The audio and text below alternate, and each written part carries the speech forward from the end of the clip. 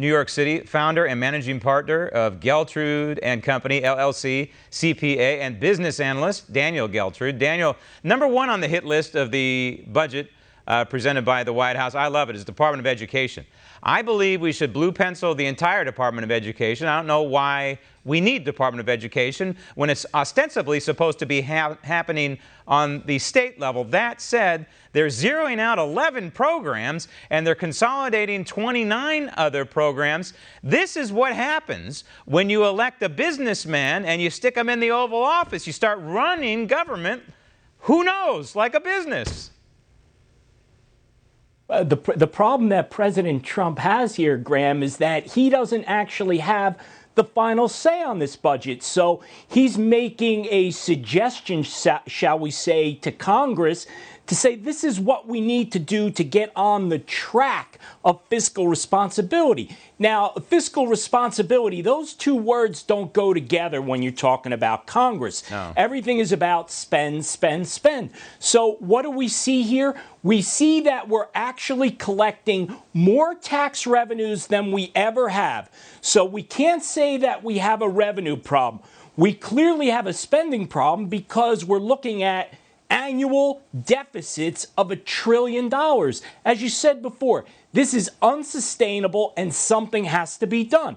So the president is taking those first steps to say over time, we have to put this country back on the correct financial path. But there's some morality peppered in this budget. And by that, I mean the student loan forgiveness program. Think about that.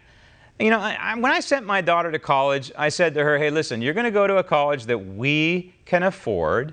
We're not going to take out a bunch of student loans. You're not going to graduate with $50,000 of student debt. You're not going to graduate with $1 of student debt. And so in the Department of Education, there's this program. It's called Public Service Student Loan Forgiveness Program. Forgiveness program. No! That's taking my money, my tax dollars, and paying off some irresponsible kid and irresponsible family. So forgiveness basically means someone else pays. That's right. What forgiveness means when we're talking about debt and the government. So really, you're absolutely right, Graham. What really has to happen here, people have to get smart about their college education.